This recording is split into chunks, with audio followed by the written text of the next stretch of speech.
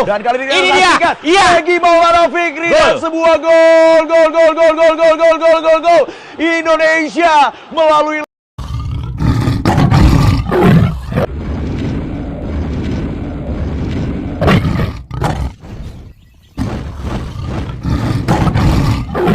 Halo pecinta Persib Bandung, jangan lupa tekan tombol subscribe dan mari kita mulai berita terbaru hari ini.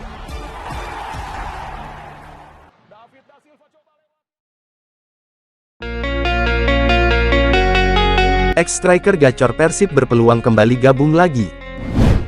Mantan striker Persib Bandung, Jonathan Baumann resmi mengakhiri kontrak dengan klub kasta teratas Liga Ekuador, Barcelona Sporting Club SC. Kabar tersebut diumumkan melalui laman resmi Barcelona FC pada tanggal 15 Maret tahun 2024. Barcelona Sporting Club menginformasikan telah mencapai kesepakatan bersama dengan Jonathan Baumann, terkait kontraknya yang berakhir pada 2025, tulis pernyataan Barcelona SC. Pemutusan hubungan kerja telah terjadi berdasarkan persyaratan terbaik bagi kedua belah pihak dan dengan ini pemain bebas bernegosiasi dengan klub lain.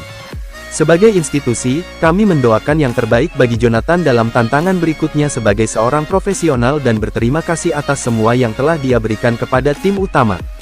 Jonathan Baumann bergabung dengan Barcelona SC pada Januari tahun 2023. Di Barcelona SC, pemain 32 tahun itu mencatatkan 32 laga dengan 1049 menit bermain. Pemain asal Argentina itu mencetak 4 gol dan menyumbangkan 2 assist. Sekedar informasi, Jonathan Baumann adalah pemain yang pernah membela Persib pada Maret tahun 2018 hingga Januari tahun 2019 di era Mario Gomez. Saat itu, Jonathan Baumann menjadi andalan Persib Bandung di lini depan bersama Ezechiel Ndowasel. Di Persib, ia bermain dalam 26 laga Liga 1 dengan 2094 menit bermain. Jonathan juga cukup gacor dalam mencetak gol, dan ia mampu mencetak 12 gol untuk Persib di Liga 1. Tidak hanya bagus dalam mencetak gol, Jonathan Baumann sering membuat assist. Ia mencatatkan 8 assist untuk Persib di Liga 1. Selain pernah memperkuat Persib, Jonathan Baumann sempat membela klub Liga 1 lainnya yakni Arema FC. Di Arema FC, Jonathan Baumann kembali dilatih oleh Mario Gomez. Akan tetapi, Jonathan Baumann tak lama membela Arema FC, karena musim 2020 Liga 1 dihentikan karena pandemi. Jonathan hanya mencatatkan 2 pertandingan bersama Arema FC di musim itu.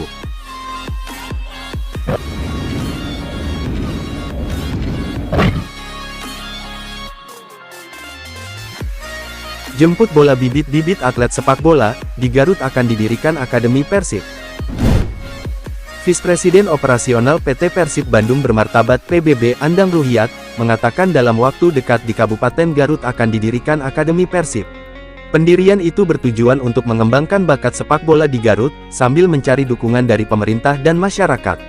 Pendirian Akademi Persib itu juga dalam rangka, jemput bola, bibit-bibit atlet sepak bola yang ada di Kabupaten Garut. Menurut Andang, pihaknya sudah melakukan survei beberapa lokasi untuk Akademi Persib di Kabupaten Garut. Meski demikian, pihaknya akan tetap berdiskusi dan membicarakan lebih lanjut dengan Dinas Pemuda dan Olahraga Dispora Kabupaten Garut.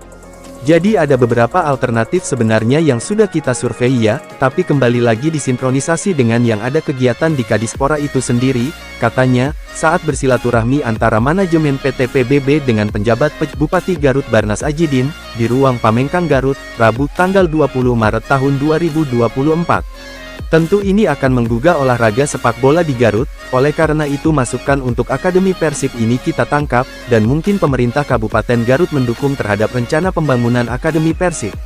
Mudah-mudahan bisa terrealisasi, dan masyarakat Garut bisa ada di kancah nasional bahkan internasional, ujarnya. Untuk diketahui, Akademi Persib tidak hanya hadir di Bandung, tetapi juga di beberapa kabupaten kota lain seperti Karawang, Cimahi, dan Pati. Pendirian akademi ini bertujuan untuk mengasah kemampuan bibit muda potensial kategori usia 10-16 tahun, dengan target klub profesional hingga tim nasional Indonesia Mas.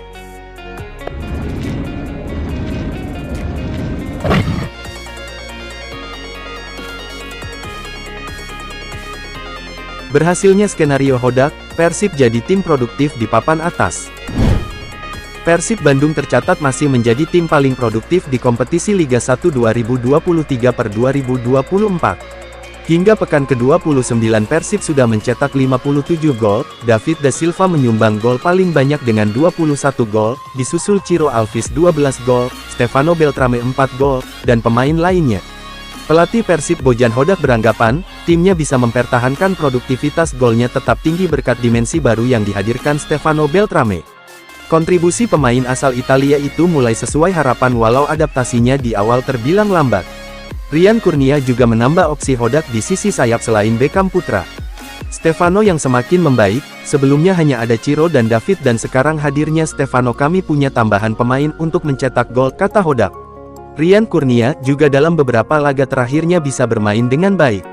Ini 4 pemain yang jika sedang dalam performa terbaiknya akan sulit untuk dihentikan, urainya.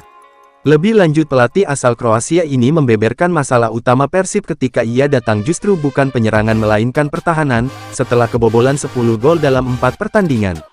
Masalah kami di awal sebenarnya adalah di pertahanan. Saya rasa sebelum saya datang, dari 4 pertandingan, kami kebobolan 10 gol, sebut Hodak. Perlahan tapi pasti Hodak mampu memperbaiki sistem pertahanan, mengubah skema 3 back menjadi 4 back sejajar, dengan 2 double pivot di depannya. Pada kesempatan jendela transfer, pelatih asal Kroasia ini merespon dinamika yang terjadi. Keluarnya bek kanan Iputu Gede ditambal Henhen Herdiana, lalu tanpa tenaga bek kiri Daisuke Sato, Rezaldi Ehanusa dimatangkan menjadi seperti sekarang. Duet Nick Kuipers dan Alberto Rodriguez pula semakin padu karena seringnya bermain pada posisi penjaga gawang karena sering cederanya Teja Paku Alam, dengan mendatangkan penjaga gawang baru berlabel Timnas Filipina Kevin Ray Mendoza. Jadi ini yang diperbaiki dan ini alasan kami bisa di posisi kedua sekarang, kata Hodak. Saya juga merasa masih bisa menjadi lebih baik karena dengan Kevin Mendoza, dengan Alberto Rodriguez dan Nick Kuipers yang sudah lebih baik saling pengertiannya. Pada beberapa laga terakhir, Henhen dan Rezaldi juga bermain sangat bagus, bebernya. Skenario pelatih 52 tahun tersebut sejauh ini cukup berhasil mengantarkan Maung Bandung ada di posisi 2 klasemen, berpeluang melaju ke Championship Series.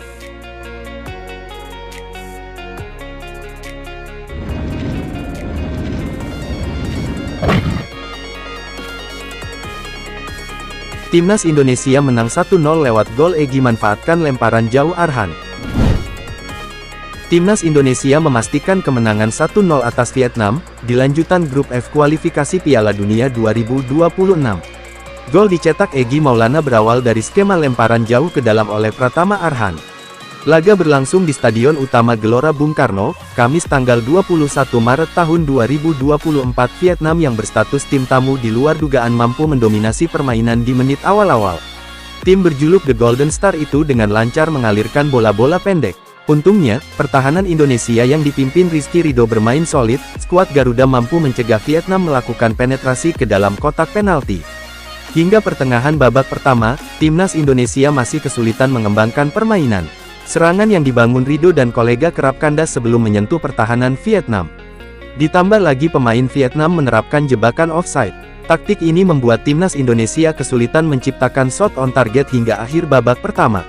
Memasuki babak kedua, Indonesia mengubah taktik dengan memasukkan Pratama Arhan, Sandy Walsh dan Egy Maulana Fikri, dan hasilnya Timnas Indonesia langsung menekan. Timnas Indonesia akhirnya mencetak gol di menit 51. Gol berawal dari lempatan ke dalam Pratama Arhan yang langsung ke kotak penalti. Bola tak bisa diantisipasi bek Vietnam, dan disambar Egy Maulana yang bebas di depan gawang. Skor 1-0 untuk Indonesia dari skema lemparan jauh Pratama Arhan yang dimanfaatkan Egy, berhasil membawa kemenangan atas Timnas Vietnam.